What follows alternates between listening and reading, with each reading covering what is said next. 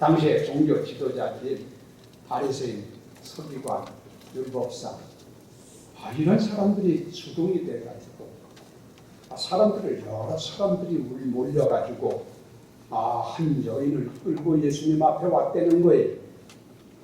그런데 그 같이 온 무리들을 보니까 손에다가 돌을 하나씩을 들고 금방 살기가 막 있어가지고 사람을 쳐서 죽일 것처럼 하면서 한 여인을 끌고 예수님 앞에 온 거예요. 그래 이 여인을 예수님 앞에 딱 갖다가 끌어들여 놓고 이 여인은 현장에서 잡힌 사람 현행범이라는 거죠. 그러면서 율법상으로는 이 사람을 돌로 치라고 되어져 있는데 예수님한테 묻는 거죠. 당신은 뭐라고 얘기하겠습니까? 쳐야 됩니까? 치지 말아야 됩니까? 딱 질문을 던지는 거예요. 아주 난감한 질문이죠. 그래 예수님께 사실상 이런 질문을 할 필요가 없어요. 자기들이 답을 가지고 있고 과거에도 그런 질문을 예수님 앞에 한 일도 없고 오늘따라 한 여인을 현행범을 잡아가지고 와서 이 사람을 돌로 칠 거냐 안 칠 거냐 얘기하는 거예요. 아주 어려운 질문입니다. 이 사람들이 벌써 다 알고 이 질문을 하면은 예수님이 이렇게 해도 잡히고 저렇게 해도 잡히고 다 꼬투리가 잡힐 것을 벌써 내다보고 짐작하고 계획을 하고 딱 시험하려고 보지. 만일의 경우에 예수님이 그 여인을 향해서 돌로 치지 말아라. 돌에 맞아 죽는 것이 불쌍하고 하니까 돌로 치지 말아라. 인정을 가지고 그렇게 얘기를 하며 그건 율법에 당장에 저촉되는 얘기예요. 율법에는 돌로 치라고 했죠. 성경에 다 나와요. 그런데 예수님이 그거 하지 말라고 그러면 당신은 율법을 범하는 자다. 율법을 어기는 자다. 그러니 당신은 하나님 편에 있는 사람이 아니야. 하나님이 보낸 사람이고 하나님이 선지자일 것 같으면 율법을 지킬 터인데 당신이 율법을 지키지 않는 걸 보니까 당신은 분명히 하나님 편에 있는 사람이 아니야. 이런 식으로 딱 트집을 잡아가지고 그걸 인해가지고 백성들에게 이분은 이런 사람이다 선전을 해가지고 백성들과 예수님을 이간질 붙여서 예수라는 분은 이 사람은 참된 사람이 아니고 하나님이 보낸 사람이 아니니까 저의 말을 듣지 말아라. 이렇게 할 작정이죠. 그런가 하면은 예수님께서 만일에 이 경우에 돌로 쳐라. 율법에 돌로 치라고 그랬으니까 율법을 따라서 돌로 쳐라 할 경우에는 또 이것도 문제가 온다. 그게 무슨 문제냐? 당시 예루살렘을 비롯한 팔레스틴 지역은 로마가 통치하고 있었는데 이 로마 나라에서 이 지배 민족을 통치하면서 그들에게 약속하고 법령을 선포하기를 유대 사람들은 자기들의 법이 있으니까 자치권을 가지고 자기의 법을 따라서 통치를 하고 자립을 가지고 살 때 이 사형 집행하는 것만큼은 로마의 정부의 허락이 없이는 안 되도록 되었단 말이에요. 그러니까 살인하고 사람을 사형에 처하고 하는 이런 부분에 대해서만큼은 로마 정부의 허락이 없이는 이것은 금법이 돼요. 로마 정부에. 그러니 만일의 경우에 이 여인을 향해서 예수님께서 돌로 쳐라 할 것 같으면 당장에 로마의 법이 저촉이 돼버리고 만다. 또 그렇게 될 경우에는 이 사람들이 예수라는 분을 로마 정부에다 고발 조치를 해서 이 사람은 로마 법을 어긴 사람이다. 이런 식으로 로마 정부에다 고발 조치를 해가지고 로마 정부로 하여금 이 사람을 제재할 수 있도록 이렇게 하려고 하는 그런 아주 양면 전술을 가지고 있는 질문을 던졌단 말이죠. 이런 경우를 일러서 진퇴양난의 위기라 얘기를 합니다. 앞으로 나갈 수도 없고 뒤로 물러설 수도 없고 예할 수도 없고 아니할 수도 없고 이러지도 할 수 없고 저럴 수도 없는 아주 어려운 난관에 처해 있는 진퇴양난의 위기의 순간이라고 그러고 영어로는 이걸 딜레마에 빠졌다고 얘기를 해요. 자, 사실상 당시 종교가들이었던 바리새인과 이 서기관들은요, 가늠하다 잡힌 여인을 어떻게 처단해야 할지를 몰라서 죽이는 것이 전혀 아닙니다. 다 알고 있는 거예요. 그런데 이같이 와서 예수님 앞에 이 여인을 끌고 와가지고 뭐 죽여야 되느냐, 살려야 되느냐, 돌로 쳐도 되느냐, 안 쳐야 되느냐 하는 것을 질문한 것은 이걸 빌미로 해가지고 예수를 얼고 치려고 해요. 예수님은 어떻게 해도 예수님을 죽이려고 하는 그런 아주 무서운 술책이 그들에게 숨어 있다는 것이죠. 이건 우리가 성경에도 표현을 했어요. 근데 예수님께서 이를 왜 모르시겠어요? 예수님이 누구신데? 예수님은 환히 알고 있는 분이세요. 자, 이 사건을 통해서 오늘 우리 이 시간에는 몇 가지 하나님이 우리에게 주시는 진리의 말씀을 배우고 우리의 삶에 적용해서 세상을 지혜롭게 살아가는 그런 은혜가 있어지기를 예수의 이름으로 축원합니다. 첫째, 이 말씀을 통해서 우리가 볼 수 있는 것이 뭐냐면은 우리들이 세상에 살면서 위기의 순간이 올 때 알 수 없는 여러 가지의 사건 앞에서 여러 가지의 참으로 황당한 문제가 우리 앞에 닥쳐왔을 때 어떻게 사는 것이 지혜롭게 사는 거냐, 그 지혜롭게 사는 방법을 하나를 가르쳐 주는데, 이런 위기의 순간, 이런 황당한 순간이 주어졌을 때 지혜로운 사람은 그럴 때 침착해야 된다. 냉정해야 된다. 이것을 이 말씀이 우리에게 가르쳐 주고 있는 줄로 믿습니다. 사람이라고 하는 것은 누구든지 황당한 일을 당하든지 위기에 봉착하고 진퇴양난의 위기에 빠지게 되면은 사람들은요 방황하게 되어 있어요. 이걸 어떻게 해야 될지 기점을 못 잡고 방황하고 참 이럴 때가 얼마나 많은지 몰라요. 이게 우리의 약점들이거든요. 근데 예수님께서는 이 같은 문제가 닥쳤을 때 조금 더 겁내지도 않고 그걸 인해 가지고 들리지도 않고 예수님은 아주 침착하게 당황하거나 난감해하지 아니하고 그 사건을 접하는 장면을 볼 수 있다 이거지. 그 이유는 예수님께서 그 사건에 대해서 이미 간파하고 있었고 답을 딱 가지고 있었고 그것이 쉽게 나중에 해결되잖아요. 예수님은 다 거기에 대해 해결책을 가지고 있었기 때문에 조금 더 그거 가지고 고민하거나 염려하거나 두려워하거나 방황하거나 그러지 않았다. 어떻게 보면 우리가 세상에 살면서 이런 긴급한 문제, 어려운 상황에 처했을 때는요, 방황하지 말고 우리는 침착해야 된다. 영적이면서 실제적인 삶에 대한 지혜와 교훈을 여기서 주는데 여러분이 그런 지혜를 갖고 세상을 대처하게 살게 되기를 예수의 이름으로 축원합니다. 사람이 어려운 문제를 당했을 때, 화급한 문제를 당했을 때 침착하게 그걸 대처한다고 하는 것은 상당한 인격의 도야가 필요해요. 이게 아무나 갖는 게 아니죠. 그런 마음을 가져야 되는데 그렇게 돼야 된다는 걸 알면서도 실제적으로 그렇게 산다는 것은 간단한 문제가 아니거든요. 그러면 오늘 여기 계신 여러분이나 나나 예수님께서 어려운 문제를 당했을 때 하셨던 것을 본받아서 이게 하나하나 배워지는 거니까 여러분이 살면서 어려운 문제를 당하거든요. 그럴 때 당황하지 말고 질적을 잡지 못하고 헤매지 말고 침착하게 냉정하게 대함으로 냉정하게 모든 일을 다 잘함으로 말미암아 모든 문제를 해결하는 지혜가 있게 되기를 예수의 이름으로 축원합니다. 예를 들어서 화재가 주변에서 났다고 할 경우에 말입니다. 이게 냉정함을 찾지 아니하면은 이게 큰일 날 수가 있어요. 그렇잖아요. 상황 판단을 잘 해가지고 화재가 발생했으면 얼른 정신을 차리고 냉정하게 상황을 잘 인식을 하고 침착하게 119에다가 전화를 하든지 상황 판단을 해서 딱 얘기를 해야 이게 무슨 도와줄 사람들이 와가지고 진화를 하든지 뭐 하는데 그냥 겁만 먹고 그냥 막 정신없이 그래가지고 어떤 사람은 그냥 기절해서 쓰러지고 어떤 사람은 그저 이래가지고 그만 당황해가지고 주체를 못해가지고 이러다가 큰 어려움을 당하는 수가 얼마나 많은지. 그래서 우리들은 어떤 어려운 문제가 당하면 예수님께서 하셨던 것처럼 침착하게 영어로 쿨다운이라고 해요. 냉정하게 그걸 잘 분간해서 처리하는 이건 성숙한 지혜를 있는 성숙한 사람이 돼야 될 줄로 믿습니다.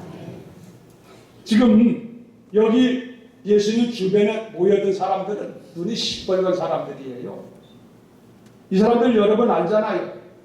돌을 하나씩 다 들고 지금 이 사람을 지금 치려고 이 돌을 들어서 쳤다는 얘기는 이런 경우도 가늠하다 잡힌 경우도 있고 다른 경우도 돌을 쳐서 죽이게 됐는데요. 돌로 치는 것은 짐승 취급하라는 얘기 율법성으로 봤을 때 무서운 얘기잖아요. 율법은 이게 의미가 없거든요. 그런데 예수님께서는 그들이 막 이러고 있을 때 말을 하지 않냐고 엎드려서 땅바닥에다가 바닥에다가 글을 썼다는 얘기예요. 그러니까 예수님은 상황을 완전히 변화시킵니다. 사실 이거 어려운 겁니다. 여러분 가만히 생각해 보세요. 사람이 감정의 불모로 잡히고 또 분노와 격분하는 마음이 휩쓸려 쌓이고 이래가지고 이런 것들이 군중심리와 더불어가지고 폭발하게 되면은 이렇게 되면은 그 사람은요 이성도 잃어버리고 신앙도 잃어버리고 판단력도 잃어버리고 그냥 군중심리에 막 그냥 걷잡을 수 없이 흔들려가게 됐단 말이죠. 이럴 때 예수님께서 여간 얘기를 해봤댔죠. 아무런 소용이 없게. 예수님 그걸 아시고 그런 식으로 예수님은 대처하지 아니하시고 땅바닥에다가 글을 쓰셨다는 거 아닙니까? 참 예수님 지혜롭게 하시고 그러니까 그 예수님께 글을 쓴 것은 뭐냐면은 떠들지 말아라 조용히 해라. 예수님께서는 이를 통해 가지고 입 다물고 가만히 있어라 하고 예수님이 아주 권위 있게 응대하고 있는 장면이라는 것을 우리에게 보여주고 있는 것입니다. 자 이렇게 예수님께서 하자 저들이 분위기가 확 달라지잖아요. 예수님께서 무슨 얘기를 할 줄 알았는데 자기들이 질문을 했으니까 아무 말 하지 않고 글을 쓰니까 이 사람들이 생각이 확 달라지잖아요. 그래서 관심을 다른 데다가 돌려놓은 장면을 우리가 보면서 예수님께서 아주 지혜롭게 하셨는데 어떡한 사람이 급할 때 너무 서들고 들레이면은 일을 망치는 수가 있기 때문에 우리들이 세상에 살면서 배울 지혜는 그럴 때 침착해야 된다. 여러분에게 주님께서 은혜를 주셔서 어려운 상황이 부딪힐 때 낙심하거나 실망하거나 주저하거나 당황하지 않고 침착하게 대처할 수 있는 은혜를 주시기를 주의 이름으로 축원합니다. 사람이 이런 게 굉장히 삶의 인격에 중요한 것 같아요. 제가 어느 책에 보니까요. 부부싸움을 할 경우에 부부싸움을 가능하면 줄이고 그 부부싸움을 잘 해결하려면은요. 부부싸움 하게 될 때 편지로 하래요.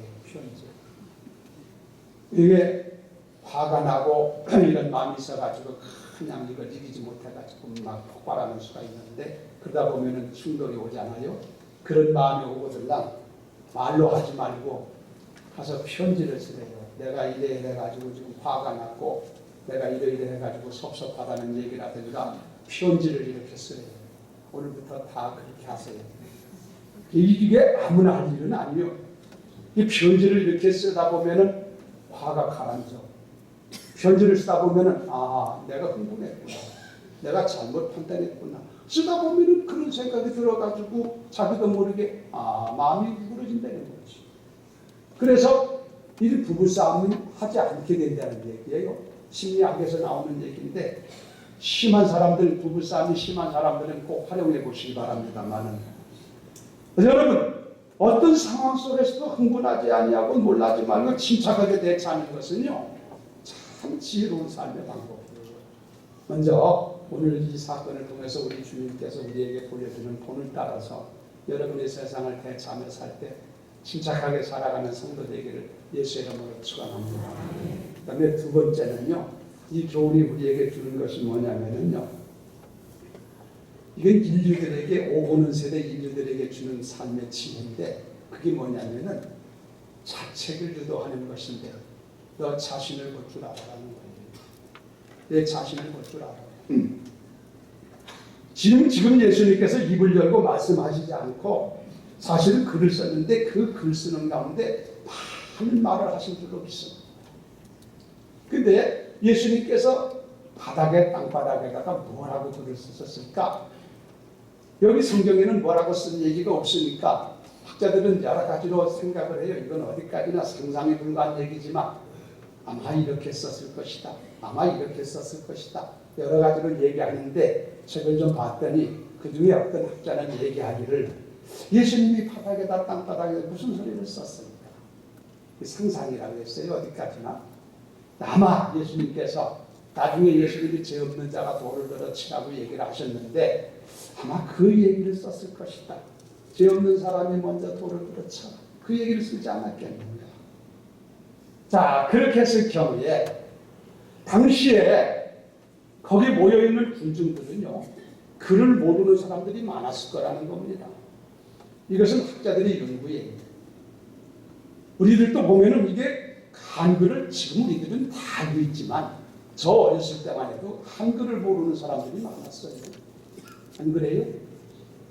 그리고 옛날에는 문맹들이 많았잖아요. 지금은 다 의무교육이 되고 국가에서 길러주고 이렇게 하니까 다 배워가지고 한글 정도는 다 읽을 수 알고 이랬지만 옛날 2000년 전에 예수님께서 사신 그 시대에요. 글을 모르는 사람들이 많았을 거라는 겁니다. 당연한 얘기예요. 그러니까 종교 지도자들인 서기관이라든가 바리새인 이런 사람들은 좀 글을 읽어볼 줄 알아도 다른 사람들은 다 돈을 들고 온 사람들이 글을 모르는 사람들이 섭했을 거라는 거죠. 자, 그런데 예수님께서 글을 쓰는데 그 글을 읽는 사람들은 그래도 그 소수예요. 글을 아는 사람이나 읽을 거란 말이지. 그래서 이 학자들이 얘기가 그래요. 그래서 여기 쓰는 걸 보니까 죄 없는 사람이 돌을 먼저 들어 쳐라. 그러니까 글을 읽을 줄 아는 사람이 그걸 보고 양심의 가책에 대해서 그만 슬며시 빠져나가는 거예요. 그 글을 읽지 못하는 사람은 도대체 저기다가 뭐라고 썼는데 저 사람이 저렇게 살짝 빠져나가나? 아이고, 저 사람 나가는 거 보니까 뭔가 여기가 뭐 있는 모양이다. 아마 나도 여기 있으면 안 될 모양이다. 그래가지고 하나씩 둘씩 영향을 받아가지고 빠져나가지 않았겠느냐. 글 모르는 사람들이니까 자, 글보차기보다 똑똑하고 글하는 사람들이 그걸 보고는 살살 빠져나가니까 글 모르는 사람은 더 당황되지. 그래가지고 빠져나가지 않았겠느냐. 상상이에요. 그런 케이스가 있지 않았겠느냐 이렇게 보는 사람들이 있고 또 거기다가 뭐라고 썼을 것이냐. 여기 대해서 다른 학자들 얘기를 들어보면 예수님께서 거기다가 쓸 때의 제목을 썼을 것이다. 뭐 간음죄, 살인죄, 도둑죄, 거짓죄, 교만죄, 반항죄 이런 여러 가지 제목을 예수님이 쭉 쓰지 않았겠느냐. 그렇게 써놓고 나서 그리고 예수님이 하는 말이 이런 여러 가지 죄가 있는데 너희 가운데 죄 없는 사람이 있으면 이런 죄를 봐라. 죄 없는 사람이 있으면 쳐라. 이렇게 예수님이 하지 않았겠느냐 하는 식으로 이걸 상상하면서 가르쳐 얘기하는 사람이 있더라 이거예요. 어떻건 여기서 우리가 보는 것은 누구든지 돌을 먼저 죄 없는 사람이 돌을 쳐라, 돌을 들어서 저 여인을 쳐라 했을 때 사람들이 거기에 많은 부담을 느끼고 죄 없는 사람이 세상에 어딨나. 그래가지고 다 슬며시 돌을 놓고 어른들도 나가고 애들도 나가고 다 그래서 아무도 없어졌다. 다 도망가 버리고 말았다. 이게 결론이거든. 얘기가 된 사건에. 여기서 우리에게 가르쳐주는 것은 뭐냐면은 누구든지 남을 비판하고 남을 정죄하기 전에 내 자신을 볼 줄 알아라. 이건요 굉장히 중요한 원리예요. 예수님께서 산상수훈을 가르쳐줄 때도 말하기를 남의 눈에 티끌을 보지 말고 내 눈에 들보를 보아라. 또 성경의 갈라디아서 6장 1절에 보면은 남의 실수나 허물이 드러나거든 내 자신을 돌아보아 너도 시험에 들지 않도록 조심하라. 그렇게 가르쳐줬어요. 그러니까 예수님께서는 우리 인생들이 문제가 어디서 오냐면은 다 손가락질 하는 데 달려있어. 네가 잘못했다. 너를 어떻다 하면서 비판하고 정죄하고 서간에 이렇게 손가락질을 하기 때문에 세상에 악순환이 진행되고 있는 거예요. 세상 일이 다 그렇지 않습니까? 세상에 돌아가는 여러 가지 불행스러운 일들, 여러 가지 비합리적인 일들을 다 보면은 다 남을 정죄하고 남을 비판하고 남을 정죄하고 남을 향해서 하는 이런 것 때문에 서로 그러고 있으니까 문제가 해결될 팩이 없는 거지. 계속해서 악순환만 진행되는 거예요. 그런데 이 악순환이 진행되기 때문에 인생의 삶은 불행한 것입니다. 이 악순환을 어떻게 해서 악순환의 고리를 끊어버리고 선순환으로 돌릴 수 있느냐? 밖을 향해서 손가락질 하던 것을 바꾸어서 나를 향해서 손가락질 하면서 남을 보지 말고 남을 비판하지 말고 남을 정죄하지 말고 나를 보면서 자기를 반성하고 자기를 바로 세우고 자기를 바로 하나님 앞에서 올바로 세울 수 있는 그런 모습을 가질 때 거기에 문제가 해결되고 악순환이 끊어지고 선순환의 역사가 진행된다는 사실을 우리에게 가르쳐주는 것인 줄로 믿습니다. 굉장히 중요한 부분이에요. 오늘 우리들에게도 수없이 이런 것을 주님께서 가르쳐 주시는데 우리들이 이걸 적용을 못해요. 습성적으로 우리들이 못된 성품들이 있어가지고 이걸 적용을 하지 못하고 항상 나를 보게 되면 다른 사람을 볼 수가 없어요. 다른 사람에게 지탄하고 다른 사람을 비판하고 정죄할 수가 없어요. 내가 형편없는데 남을 어떻게 비판하고 남을 정죄하겠어요.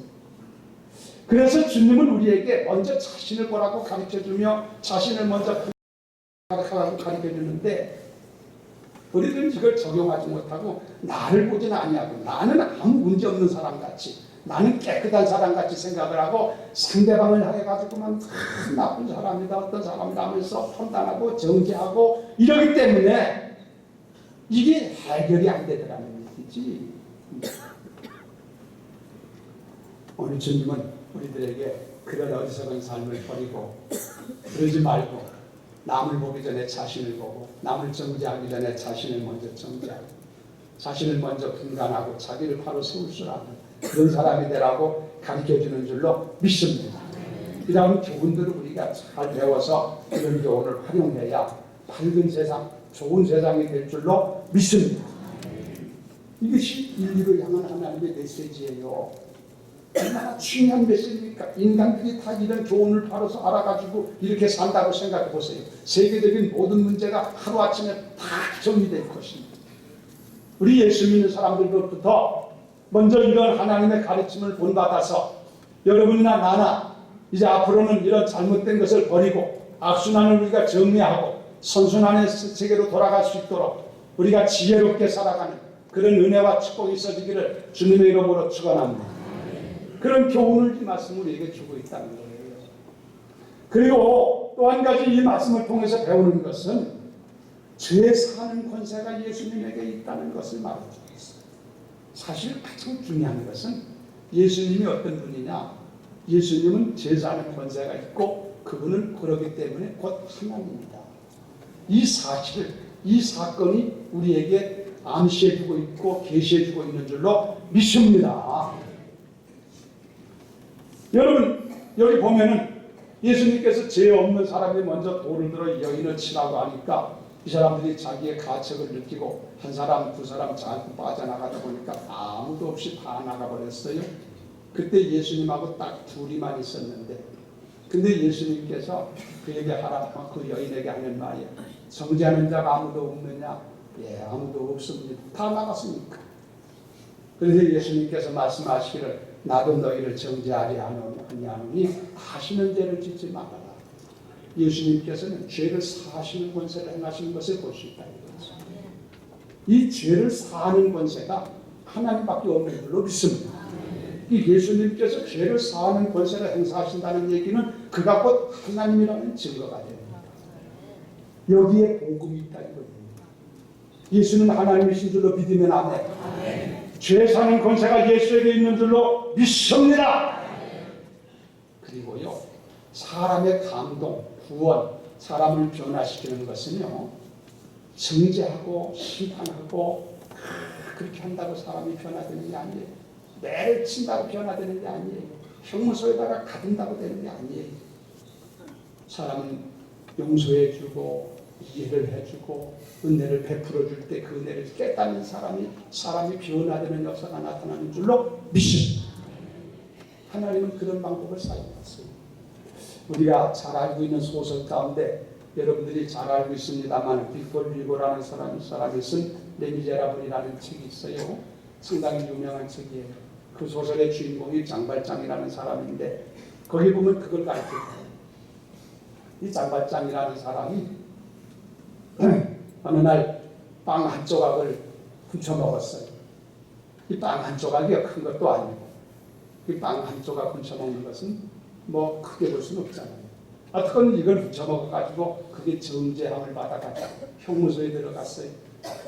형무소에 들어가서 빵 한 조각을 먹은 것밖에는 없는데 그의 형언도를 받아가지고 형무소에서 살다 보니까 너무나 억울하고 분해.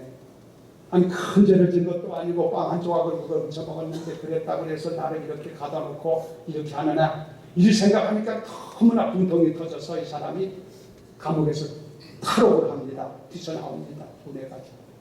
자, 그래서 밖에서 뛰쳐나왔는데 잡혔어요. 잡히다 보니까 이제는 죄가 가중이 돼. 이 탈옥범이 된단 말이지. 빵 먹은 것이 문제가 아니라 감옥을 뛰쳐나왔으니까 법령을 어긴 거니까 탈옥범이 돼서 가중 처벌이 돼요. 그래서 다시 또 들어가서 더 큰 죄로 옥살이를 하게 돼요. 이렇게 되니까 또 분하고 억울하고 넘어가서 더 탈옥을 몇 번을 합니다. 그런 동안에 계속해서 가중 처벌이 돼서 빵 한 조각 얻어먹은 걸로 인해 가지고 몇 번 탈옥하다가 19년을 살아요. 옥살이 돼요. 그러니까 빵 먹은 죄가 아니에요. 탈옥했기 때문에 자꾸 가중돼서 벌이 된 거죠. 자, 이 사람이 19년 동안 옥살이를 하다가 세상을 나와보니까 이제 감형기를 마치고 세상을 나오니까 누가 알아주는 사람이 있습니까? 누가 그 사람을 이해해주는 사람이 있습니까? 어느 직장에서 자기를 써주는 사람이 있습니까? 갈 데도 없고 만날 사람도 없고 알아주는 사람도 없고 의지할 것도 없고 너무나도 어려운 가운데 여기저기 헤매고 있었는데 고맙게도 한 늙은 주교가 캐톨릭 신부지역 주교 한 늙은 주교가 이럴 사람을 불쌍히 여겨서 맞아들여가지고 먹을 것을 주고 잠을 잘 수 있도록 배려를 해줍니다. 고맙잖아요. 장발장 얘기예요. 그런데 이 사람이 그 주교가 베풀어준 그 자리에서 잠을 자면 먹고 잠을 자는데 저녁에 잠을 자려고 하는 거 잠을 자다가 보니까 성당에 은촛대가 하나가 탁 빛을 발하고 있어요. 은촛대가. 그는 그 순간에 자기도 모르게 이 도벽이 생겼어. 옛날에 가졌던 남의 것 훔치는 버릇이 그때 발동을 또 해. 이 버릇을 고치가 이렇게 어려워. 그래가지고 자기에게 은혜를 베풀어 줬는데 오늘 고맙게 생각할 줄은 모르고 그게 보는 순간에 그걸 훔쳐가면 돈이 되겠다 싶어가지고 싹 가서 그걸 훔쳐가지고 은촛대를 훔쳐가지고 갖고 도망가고. 도망가는데 도망가다가 순찰을 하던 경찰한테 딱 잡혔어. 경찰한테 딱 잡혀서 이놈 뭘 가지고 도망가느냐 찾아보니까 은총대를 하나를 가지고 이거 어디서 훔친 거냐 이거 주교실에서 훔쳤습니다. 그 자리에서 현장에 잡힌 거예요 경찰한테. 그래가지고 경찰이 그러면은 이게 사실인지 아닌지 확인을 해보자. 현장 검증이지. 그래가지고 이 사람을 주교실로 데려고 옵니다. 그 은총대가 있던 곳으로 데려고 오는 거예요. 경찰이 이 사람을 데리고 왔는데 마침 주교가 나와서 그걸 보더니 이 사람이 그걸 가져간 걸 주교가 왜 모르겠어요. 그걸 알지만 이 사람을 위해서 주교가 얘기를 합니다. 경찰이 와서 이거 훔쳐갔는데 이 사람 잡아왔습니다 하고 얘기할 때 이 사람이 하는 말이 그게 그 사람이 훔쳐간 게 아니에요. 이건 내가 저 사람에게 준 것이고 이 사람이 가져가면서 감사하다고 인사까지 하고 가져간 거야. 이보시오. 당신이 내가 주워서 가져갔잖아. 나에게 갈 때 인사도 하고 가져갔잖아. 이러면서 주교가 얘기를 하니까 경찰이 취재하다가 할 말이 없어졌어요. 아니 주었다는데 인사까지 하고 갔다는데 훔친 것이 아니잖아요. 이렇게 되면. 그래서 경찰은 이건 도벽에도 먼저 훔친 것이 아니구나 하고 경찰은 물러가 버리고 그리고 이 사람은 거기서 감동을 받습니다. 꼼짝없이 자기가 잡힐 수밖에 없는데 이 연세 많은 주교된 분이 자기를 용서해주고 감싸주고 그래서 자기를 거기서 살 수 있도록 해주는 걸 보면서 이 장발장이라는 사람이 큰 감동을 받고 사람이 변화되었다고 하는 얘기가 그 소설의 얘기. 그러니까 여러분이요 사람이라는 게요 정죄를 하고 옥에다가 천년만년 가둔다고 사람이 변화되는 게 아니에요. 은혜를 베풀 때 사랑을 베풀 때 용서해 줄 때 거기에 하나님의 은혜를 베풀어 줄 때 감동이 있고 변화 역사가 있게 되는 줄로 믿습니다.